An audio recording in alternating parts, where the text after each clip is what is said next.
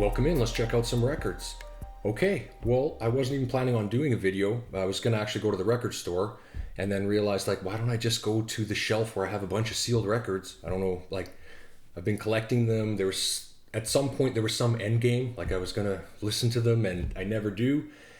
Sometimes I've given them away for gifts, which is a really nice gift to have a sealed, like, vintage record, but like, come on, they're building up and I'm not listening to them, and that's silly. So why not share them with you? Let's see what's inside. We've got Victrola RCA Living Stereo repress. We've got Fabri Limited disc. We've got a Columbia Oddesy, brand new. We have a Melodiya New Westminster. We also have a Philips Festivo, London Viva, which we'll be checking out. A really very good, I think it'll be good, a Telefunken. And also another one that could be really good, which is a Vox Chamber series. So anyway, let's get into it. Okay, so another of my concerns as to why I really should be opening these is I'm a little bit worried that some might be warping over time if they have a really tight fit. Like the seal is very tight. Like this one is pretty tight. It does look decent. But yeah, I don't want them to just be warping. So, let's free them. Let's listen to them. That's the main thing. So this disc here, this is Henry Searing with Chicago Symphony Orchestra. So it's on the Camden Classics. Now, I do have a feeling that these are not. I don't usually buy them. I wouldn't buy a used one, but since I saw one that was brand new, might as well. It's unopened. So let's hear like how good could it be. Let's try it. This particular disc too is pretty popular and I think very well regarded. All of them, I think, on this series would be represses that are substantial works and highly regarded works. So that's why they repress them. They're going into their, the best of their catalog. I do think the vinyl will be a bit compromised, but let's try. Okay, so let's open it. And I don't have I'll get a knife. Got this one. Do hope it's rolling. It should be rolling.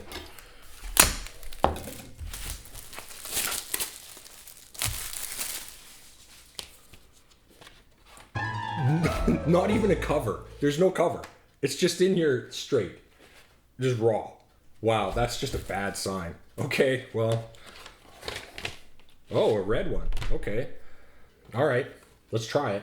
Let's try it out. It is a Canadian pressing, I forgot to mention. Yeah, Victrola. Thank you for the pronunciation correction. I was saying Victrola for some reason. It's Victrola. Okay, I'll be right back. Clock wipe. Okay. I honestly thought this was going to be like a throwaway one, like let's laugh at it together. It's really actually quite good. When it's just a violin, it sounds really, really good, like shockingly good. There was a bit of dust on it. It's going to need a deep clean. But the noise floor was not high at all. I thought the vinyl would be really crappy, but it sounds actually quite good. Shocking, honestly. When the orchestra swells in behind the violin in the louder parts, it's kind of breaking up. It's doing some weird things. It feels a bit congested and a bit shouty. So that's not perfect. So I'm sure obviously the original would sound better. For a repress, and this is like on their budget. Okay, this merits further investigation. I do have a few more of these sealed, so I'm going to have to check some out. I would think that if it was a smaller orchestral piece or just solo piano or solo violin, or a sonata form or small sonata, yeah, that would be really good. But I do feel that their represses, the RCA represses for these are mostly on bigger orchestral works. So, but I'm going to check some more because I did hear one before and I swear it was like a middle green color with purple text and it was just abysmal. Like it just made me never want to even check these at all. But this is actually quite good. What I'm going to do, I'm going to do a deep clean. I will play it a few times with a conical just to sort of dredge it out a bit, I guess. You'd think that wouldn't help, but I swear it does. If you just play it a few times, it can sound better somehow. I know it shouldn't, but okay. I learned something today. I hope you guys did too. All right, next one here. I just needed to unseal this one because I needed to get it out of that area. It doesn't fit. It's this mail order kind, the Great Musicians, and it's on the Fabri Partners Limited. They're Italian pressings. They're decent.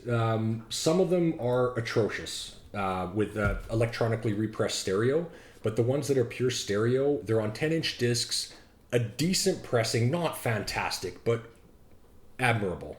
Like, absolutely. I'm just going to check to see if I'm recording here. Hold on. The problem with these is that they don't fit properly with your other records. They're too tall. You have to fit them in sideways. They're sticking out. So I have a bunch that I've never actually purchased these. They just come with collections that I've bought. So they're kind of stashed away. So let's check this one. But I remember the first one that I listened to was actually quite good. It was surprisingly good. Let's open it up. We've got Corelli. So this one is conducted by Dean Eckerson. It's Musicorum Arcadia. You'll find that on these series, the conductors, maybe are not super big name heavy hitters, but definitely respectable. And the people involved with the production are quite good. So let's check this one out.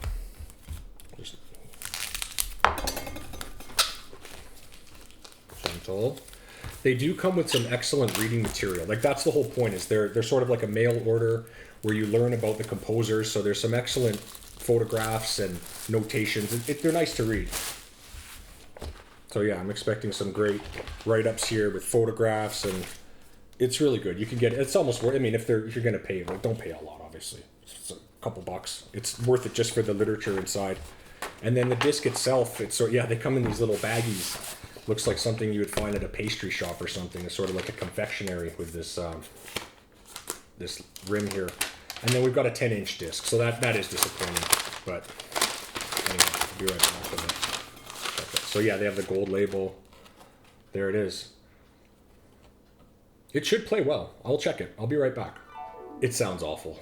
You drop the needle, dead quiet vinyl. That's really nice. It looks beautiful, obviously, flawless. When it comes in, muffled, distant, like a third generation tape, and electronically reprocessed stereo, just everything bad. Totally worthless. Sucks. Unfortunately, yeah, I would say just don't even buy these. There are a couple good ones, but I wouldn't seek them out at all. It's not worth it. Anyway, all right, next up we've got Mozart, 31 and 35 with Bamberg Symphony Orchestra with Hans Schmidt, Isserstedt. So this is going to be on a Columbia Oddesy, which are usually represses of good stuff, but the vinyl usually seems a little bit compromised. I feel like, for small stuff, as I was mentioning before, like small works, it could really work. With a Mozart symphony, that's kind of like in the middle, so let's see. It might actually be good. It's a 1979 pressing, but it says 1974 BASF, which I was kind of talking about in my previous video. So I guess they did the recording for them in 74, and then I'm not sure how it came about. Maybe they sold it in 79 to CBS, and then CBS decided to release it. So let's give it a try. I'll be listening to Symphony 31. 35, I think I've just heard too many times recently, so I'll listen to 31 and let you know. I'll be right back. Oh, I guess I should open it. Lift the knife.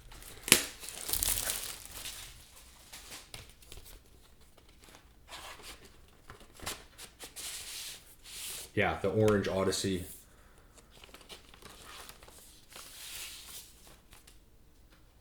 Beautiful. I'll be right back. Let's check it out. Okay, I'm back. An interesting listen.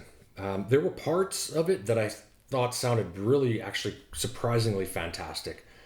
Quite good. Overall, a good disc for casual listening. It doesn't have that punchy audiophile depth and presence to it, but it is a very nice record. I feel like there's more on the tape than what got transmitted to the disc.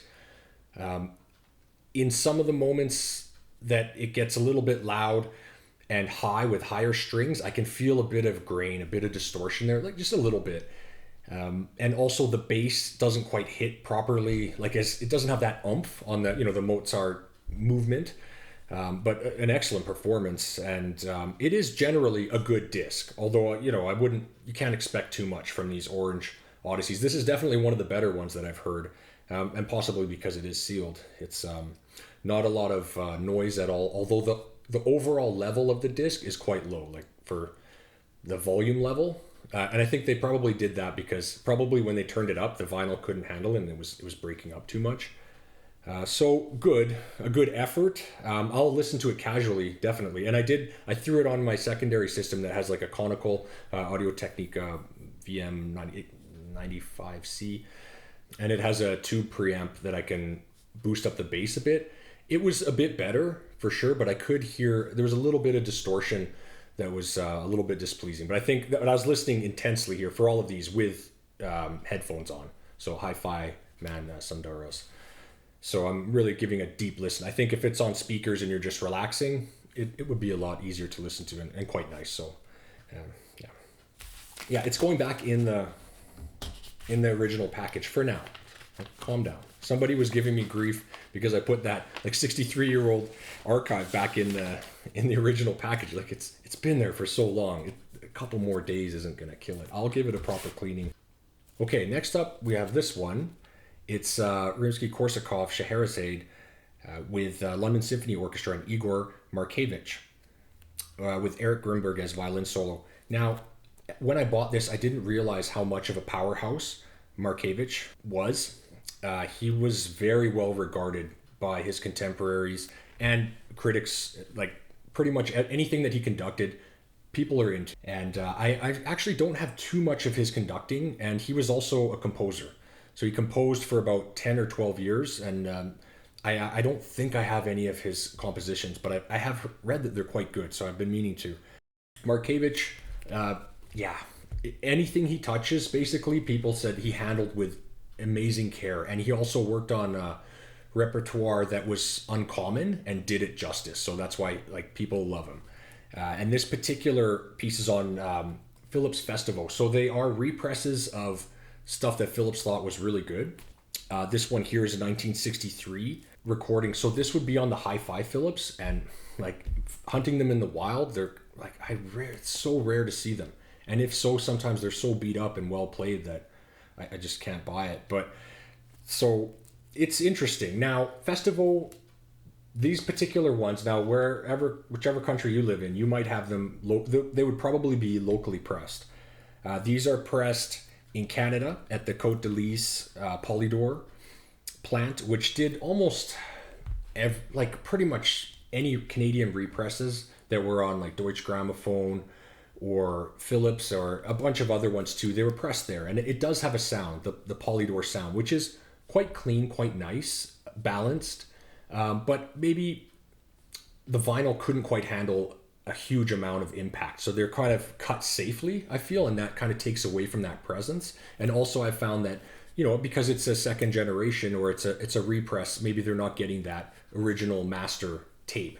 So I have been let down by Festival on some of their chamber stuff, but I did have, this one is very, very good.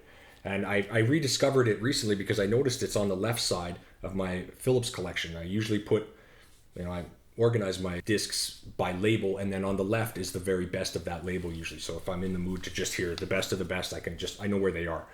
So this one, I was wondering, why is it so far left? It's a Festival. It shouldn't have that much impact, but it sounds fantastic. And this one here is Arthur Grimo, New Philharmonia Orchestra, and that's Concerto Orchestra conducted by Bernard Haitink. Really excellent through and through. I'm sure maybe if you could find a mint condition, the hi-fi stereo, it's a 1966. Yeah, that'd be better probably, but good luck finding it, or good luck finding it in mint condition. This plays very quiet, and it's got a lot of punch and sounds really excellent.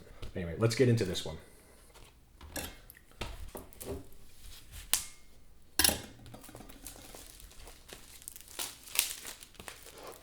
I don't know why I did that.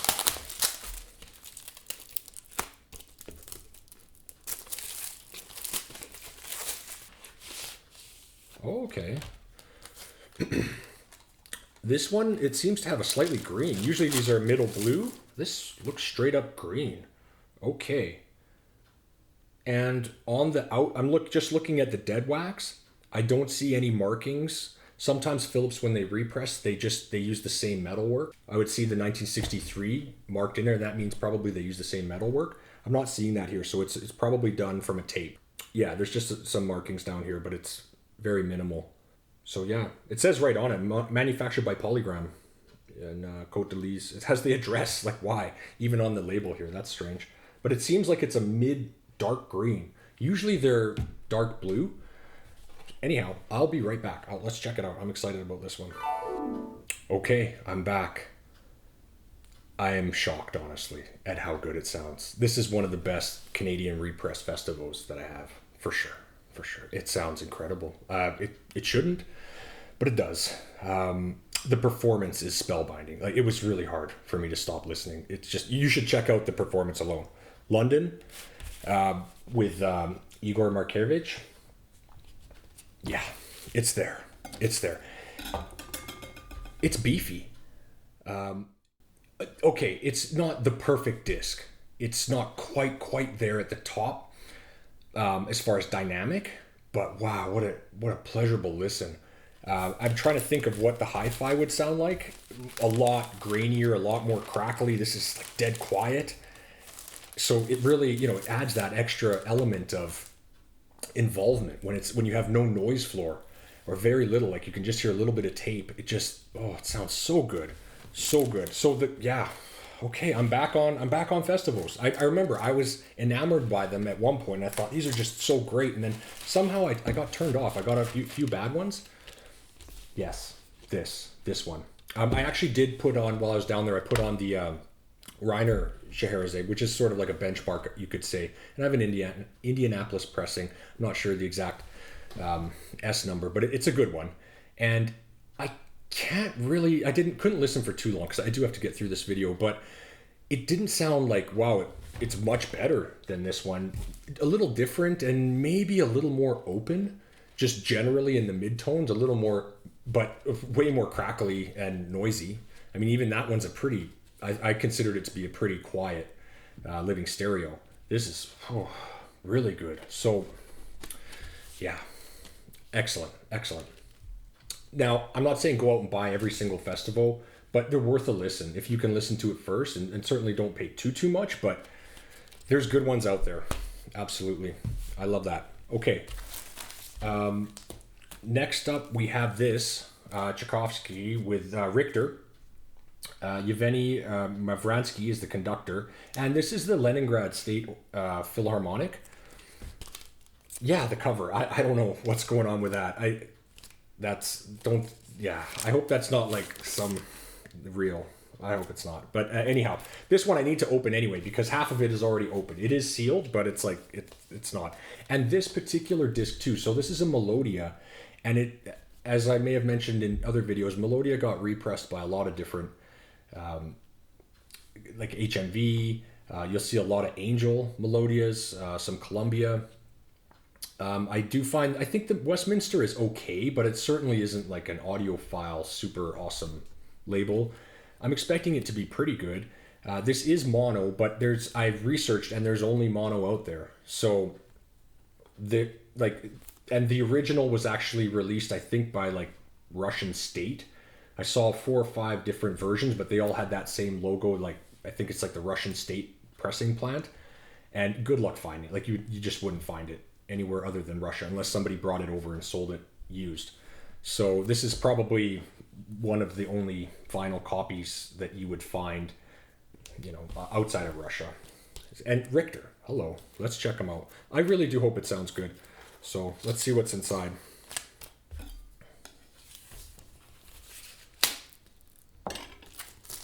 It should be a true mono too. I don't think they would do electronically repressed. No, they don't. Actually, no. Let me say, it actually said on the front, please take note.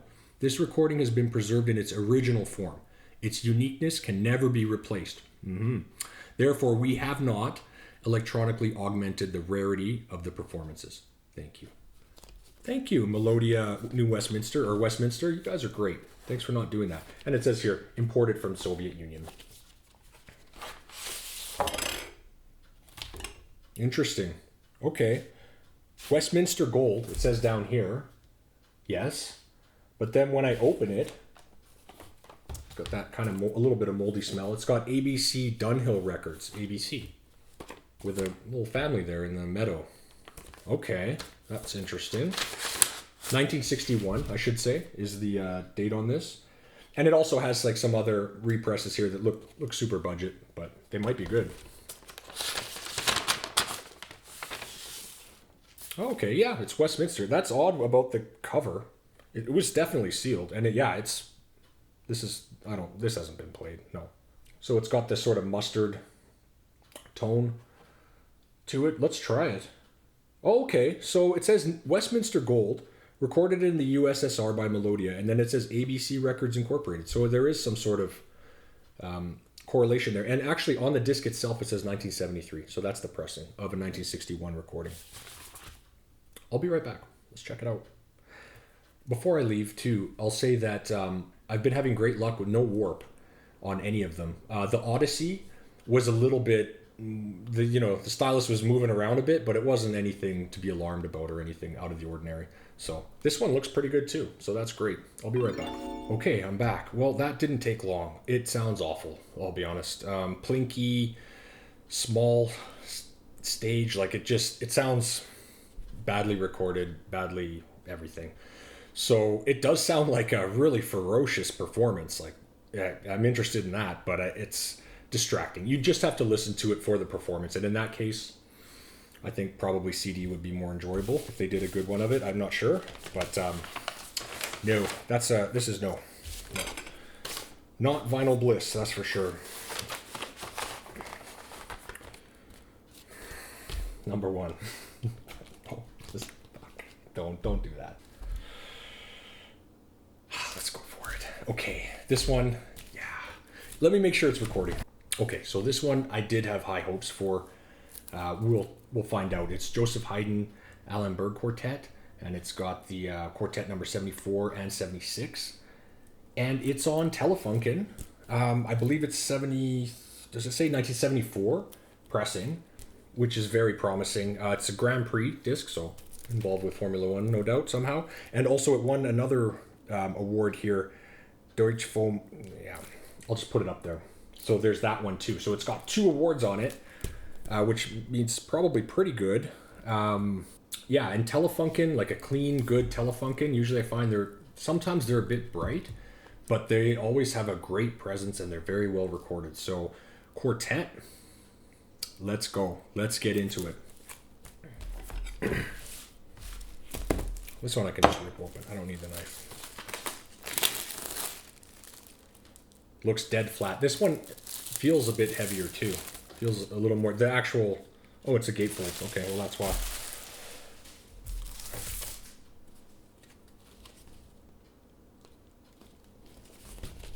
Lots to read here. I'll read later. Take a look at oh my, that is different.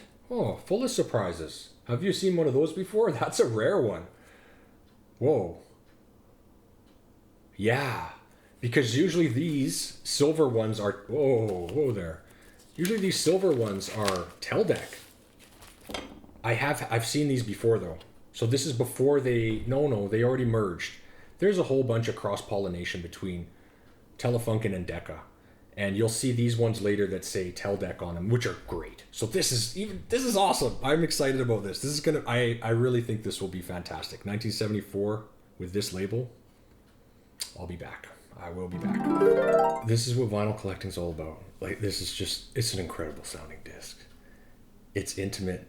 It's so clear. It's precise. You can feel the nuances of the violin. And it just brings you in. It's just a wonderful recording. Wonderful. Yeah, Telefunken. All day. You know it. Usually I forgot to mention, usually the labels are blue, and also Decca and Telefunken merged to make Teldec. That's why there's a lot of covers that look similar but have different names on them. So yeah, usually what I meant to say is that usually it would say Teldec here, and usually the ones that I'm familiar with around this age usually have a blue label. Yeah, this is exquisite sounding. And I thought, I just recently in the last video reviewed the Korean pressing of Janicek, which I'm saying correctly now. Thank you again, Tojazer, for the correction. I was saying it wrong. Anyway, it's Janicek Quartet. So this Korean pressing, which is fabulous too. I played them back to back just to hear the differences. They're both incredible. If I had to give it, it's different because the recording methods are different. Here with the Decca Korean pressing, I feel a lot closer, and so there's a lot more spread, and it is a little warmer. Whereas with the Telefunken, it's a little more precise, a little more exacting, and I feel further back. So it is kind of a matter of taste, and depending on what system you're using, one might sound better on your particular system. Both are really, really good. If I had to absolutely pick one and give it up for just for sound quality, I think I would take the Decca Korean press. It just by a little bit though, and that's just personal preference. You could listen to both of them and absolutely love this one. So wow, I'm glad I cracked it. What a day. This is going to be, I'm excited for the weekend because I'm going to listen to these, and this is just great. Love it. So anyway, I'm not putting that back. All right, which one? I guess I was going to save this one for last. I will save it. We'll do this one. So one more repress. This is London Decca Viva, which you may have in your country too, which you should check out, especially if you can get a UK pressing. Definitely check it out. What they are is they're represses of the best of Decca's catalog, the best-selling stuff and the best regarded stuff. So you'll see stuff from Answer May, and all the big names will be on there. This one is Reiner with Vienna. Hello. Okay, I'm interested. Let's hear it. I'll put up the original too here of the original. I'm sure it would be on a wideband Decca. So okay, so here we have another regional repressing. So you're going to get a second generation disc. Usually they don't have that impact and immediacy that an original pressing would have, but I mean, they're cheap and available. And another thing too is that a lot of these were produced, I think this is produced sometime, 1981. So we're right at the end of vinyl. The people that bought them, maybe they opened to it, listened to it a couple times, and then they transferred to CD. So if you can get it, a lot of them are super clean. Although I find that a lot of times the vinyl doesn't really handle a lot of wear and tear. So let's try this one. So I should say what it is. Yeah, it's Brahms, Hungarian dances, and Dvorak with Slavonic dances. Let's go. Let's check it out. Oh, also, this one too, I wanted to open it because I am worried. I don't know if it shows on the video, but it's kind of concaved here at the top. Like it's tight, the wrapping is tight down here, and then up here I can feel like there's a gap. So I am worried that the plastic has been sucking it into a warped state. I am worried because these ones are usually not on super stout vinyl. They're usually on thin vinyl. So let's find out. Let me try to get in here without wrecking it.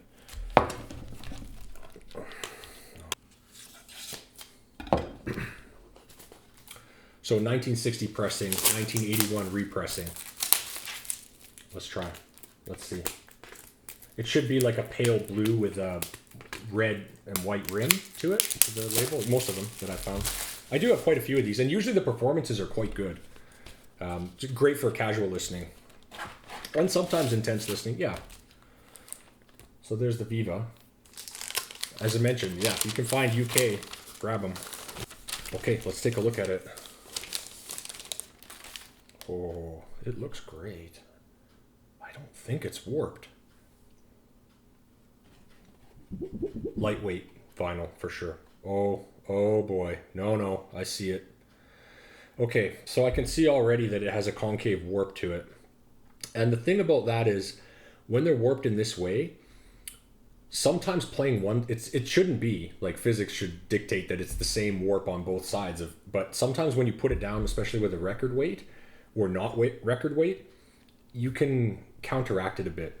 If you have a tight spindle and you push it down just to the right amount, you can get it to be flat. So I have that one, my secondary deck there is an Akai, I forget the name, DP55. Anyway, it has a very tight spindle, which is annoying sometimes. I have to like yank the disc off, but it's great for playing discs that are slightly warped, because if I just press it down a little bit, I can find that, of a concave warp, find that middle ground.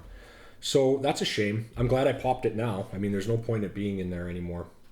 I will check it out and I'll be right back. Okay, I'm back. Yes, not just the concave warp. There was also a sharp warp in it where the needle is just bouncing in a very unnatural and slightly unsettling way. So that I don't like. I just don't want to play it when it looks like that, unfortunately. The sound, okay, if you can get one that's flat, I would put it about on par with a UK pressed Treasury, those orange ones, wherein it sounds good, it sounds quite good, enjoyable to listen to the performance, but not for intense listening. So it doesn't have that impact that it seems to be, well, a lot of these are represses, because like good luck finding a sealed brand new, wideband Decca. Like that's just, I don't know, maybe they're out there, but probably not. So it's not quite the full package, and it's a little bit sad because the performance itself is just sizzling. Like, whoa, really good, really, really recommendable for the performance. Of course, it's Reiner. Like he's a monster. So yeah, I don't know. I wouldn't spend a lot on them, even if they're in mint shape. Just if you want to hear the performance and you can't find the actual Decca. So that's a pretty valid way to buy it. The Treasury, I don't know. It'd be good too, but same kind of problems I find with the Treasuries. Okay, this one, last one here, I had really high hopes for. We've got Boccherini, Quintet in E minor, Haydn, but it doesn't actually have an ensemble. It's a collection of players together. So this is on Vox Turnabout. It's the chamber music series. So now there's also the Turnabout Intima series, which I reviewed before, this is a very good disc. Surprisingly good. It's on the green and silver label, and this is excellent quality. Just really great sound. So I'm not sure this must be a later version, because it's a 1980 pressing of a 1963 recording. So I think the original 1963 recording would probably be on the Vox stereo with the purple and thin writing, I would assume. If I can find it, I'll put it up. So yeah, I'm excited about it. Vox, as I've mentioned before, they can have some stunning albums. Not all of them, but the ones that are good are just shockingly good. So even this one, it looks a little budget, to be honest. Even on the back, the printing, or the actual back part, it's over. Like, look, the text goes right to the side. So it does look a bit wonky that way. Also, I'm concerned, same problem as with the Viva. There's a concave at the top, like it's stretched onto itself too much. So I think it might be warped, maybe. There's definitely a probability that it could be, and that would suck. But let's try it out. So let's break into it. That was satisfying.